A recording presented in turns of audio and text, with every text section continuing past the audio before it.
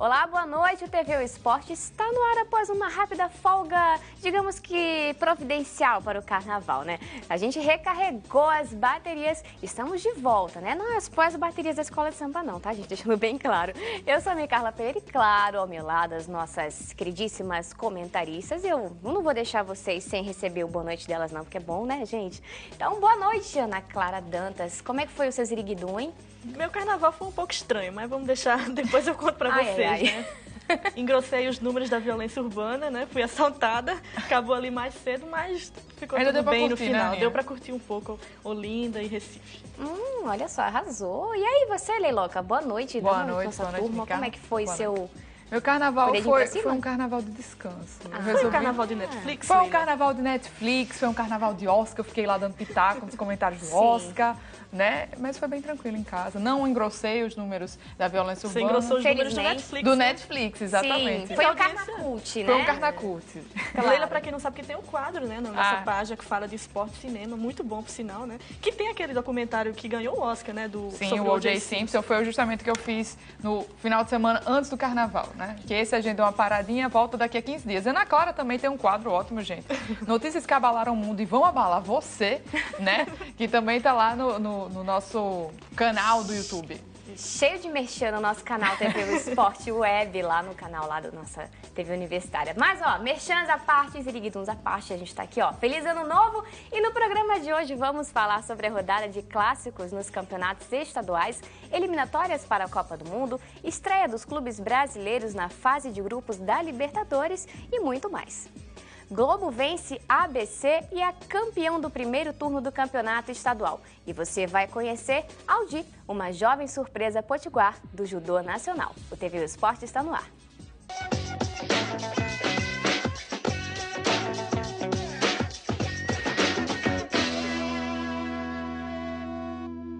Olha só, o judoca potiguar Aldi de Oliveira está de malas prontas para a Alemanha. É isso mesmo, o garoto vai representar a seleção brasileira no circuito europeu de judô. Roda VT. O menino tímido mora no bairro de Felipe Camarão, em Natal, e é natural da cidade de Nova Cruz, região agreste do Rio Grande do Norte. 1,55 m de altura, 50 quilos, prestes a completar 17 anos. Aldi Francisco de Oliveira luta judô desde os 10. É recordista de medalhas no estado em sua categoria e já conquistou várias competições fora do estado. Quando eu comecei num projeto lá na escola, aí eu vi o meu sensei, aí quando eu entrei no tatame, eu vi que ali era para eu começar. 2 seletivas marcaram a vida do judoca. Uma realizada em novembro do ano passado, na Bahia, e outra em São Paulo, que ocorreu em janeiro deste ano. Com isso, Aldi agora faz parte da seleção brasileira de judô na categoria sub-18. Ele conseguiu fazer um treino voltado em cima dos adversários que ele iria pegar lá nessa seletiva. E assim, eu tive a felicidade de ter as peças certas para treinar e fazer com que ele, com esse treino que a gente deu, ele conseguisse chegar lá e conseguir um bom êxito. Se ele vem para treinar. Assim, tem até alguns dias assim que ele chega a chorar quando ele está doente e não consegue treinar como ele gostaria. Diante dos bons resultados, Aldi irá representar o Brasil no circuito europeu de judô, que acontecerá na Alemanha, dos dias 19 até o dia 29 de março. E você pode ajudar o atleta com as despesas da viagem, como a compra de kimonos e de roupas de frio, através de uma vaquinha online.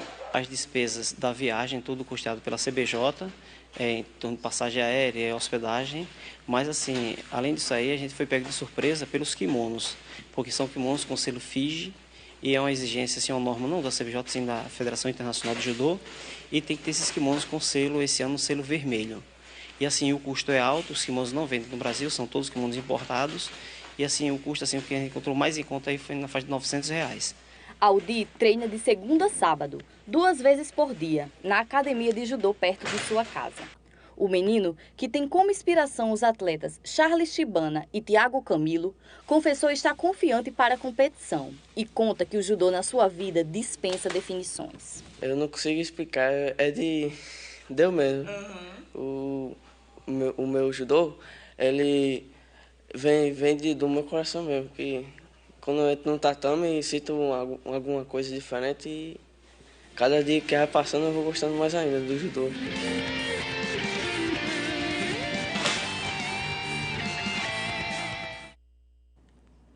É amor, né, gente? E quem quiser colaborar com as despesas do Aldir durante a competição, basta acessar o site de arrecadação online e fazer a doação, tá? O endereço é esse que você está vendo no vídeo agora, é o vaquinha.com.br/vaquinha/Jude-Aldir-na-seleção, é isso mesmo.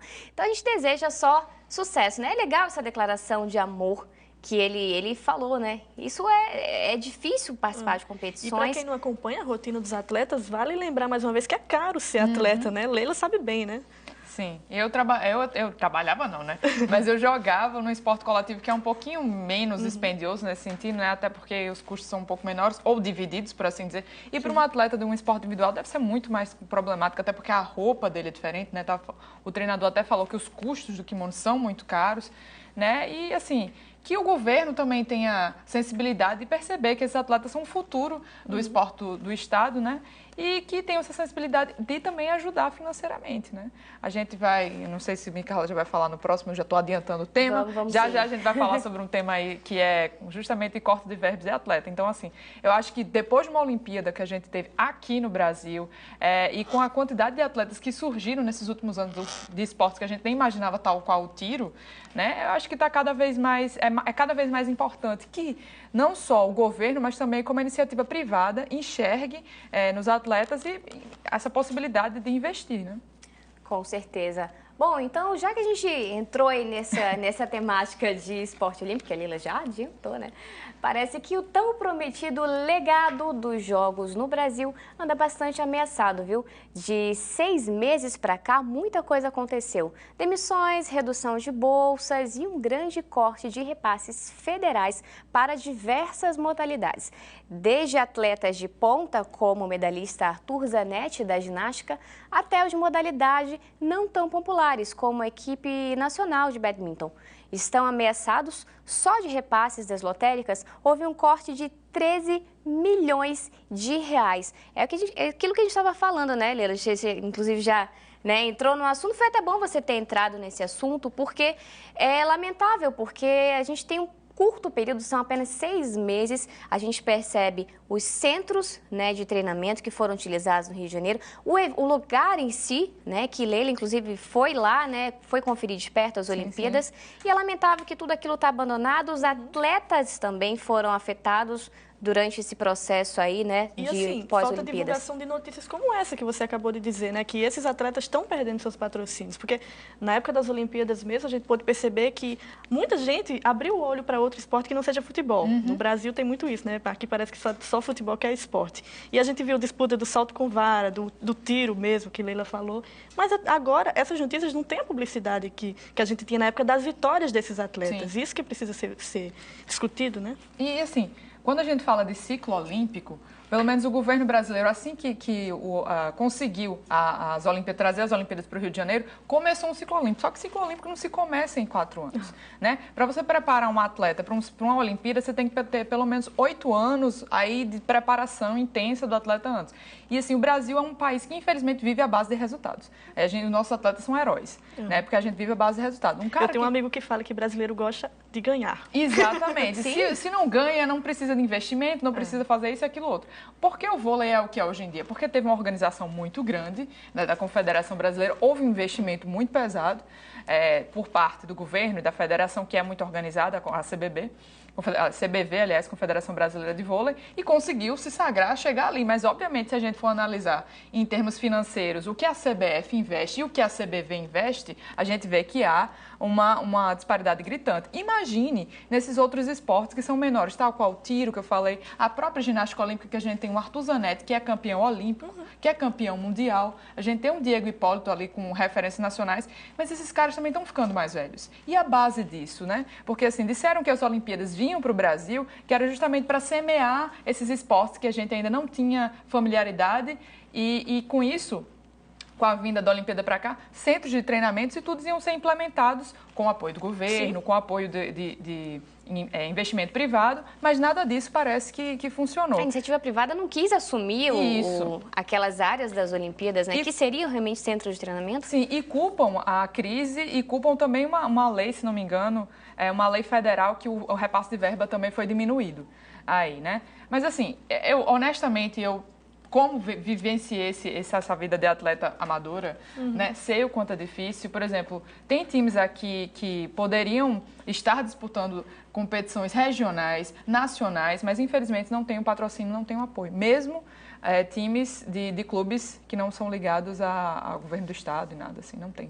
Pois é, se tá difícil para grandes estrelas, né, enfim, grandes atletas nacionais, imagine aqueles que estão começando agora, né? A gente só deseja que a coisa realmente volte, né, à sua normalidade, se é que a gente pode chamar de normalidade, né, Ana Clara? Que comece, né, um ciclo olímpico de verdade, não um ciclo olímpico, que comece a oportunidade para jovens, que a gente sabe que o esporte tem uma função social muito importante, né, e a gente vive num país pobre. Sim. E o esporte, ele pode tirar a pessoa de situações difíceis, né, e isso precisa ser mais investido, né. É verdade. E não usar como desculpa, até porque é lei de incentivo fiscal, né? Você investir não é nenhum atleta, favor. exatamente, não é nenhum favor. A própria empresa vai ganhar com isso, né? Então, vamos que vamos, né, gente? O assunto agora é NBA. Mudando de assunto um pouquinho, né? Vamos falar de coisas mais bacanas. Ontem o Golden State Warriors quebrou a série de 2 derrotas seguidas e venceu o New York Knicks por 112-105. E quem brilhou foi o cestinha da partida, o Stephen Curry, que fez 31 pontos, além de 8 rebotes e 6 assistências. O Golden State chegou à sua vitória de número 51 e se mantém líder na Conferência Oeste. Já o New York Knicks está na 12ª posição do leste, com poucas chances de chegar aos playoffs. Vamos agora para a nossa correspondente internacional, nacional de basquete internacional. Vocês me entenderam, né? Leila de Mello, ela que manja, a nossa atleta do basquete. Como é que tá as competições aí? Tá fervendo, né? Tá. A gente tá chegando agora na fase final da temporada regular da NBA, vamos entrar nos playoffs, né, que é a parte final ali, para ver quem vai chegar às finais. E assim, o time do Golden State Warriors vai muito bem, embora tenha perdido esses últimos 2 jogos, vale salientar que perdeu um dos seus jogadores referenciais, que é o Kevin Durant, que foi a maior contratação da NBA deste ano, que saiu do OKC, Oklahoma City Thunder, para ir para o Golden State Warriors, e ele acabou se machucando. Então, assim, o time do Golden State Warriors, ele está se reerguendo e se reorganizando. Que azar, né? Pois é, e foi uma jogada bem besta, Aninha. Nossa. Ele estava em pé, parado, aí o jogador do time dele acabou caindo em cima do joelho dele. Nossa. Então, assim, ele tá fora por tempo indeterminado. Mas o Golden State Warriors, como você viu, tem a força do Stephen Curry, tem o Klay Thompson, tem o Draymond Green, tem jogadores de alto nível que estão conseguindo formar aí, fazer com que o time continue andando. E o Stephen Curry entrou para o top 10 dos cestinhas todos os tempos da NBA, de 3, né? Um detalhe, eu estava comentando nos bastidores, que eu estava ouvindo ela durante a maquiagem, que teve atletas que poderiam estar nessa listagem, sim, entretanto, não estão porque não havia delimitação de 3. Requisito, né?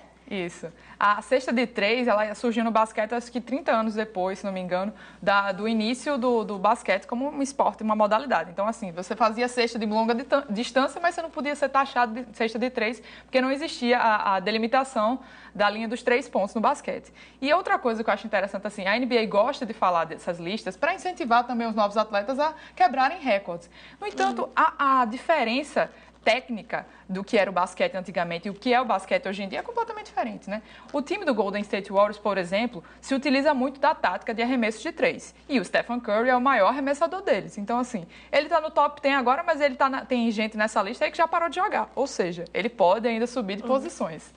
Fortes emoções prometendo aí na NBA, que a gente vai acompanhando aqui com a nossa correspondente internacional, nacional, Leila de Mello, tá bom? Então a gente vai agora para um rápido intervalo e a gente volta daqui a pouquinho com muito mais informações para você. Não sai daí.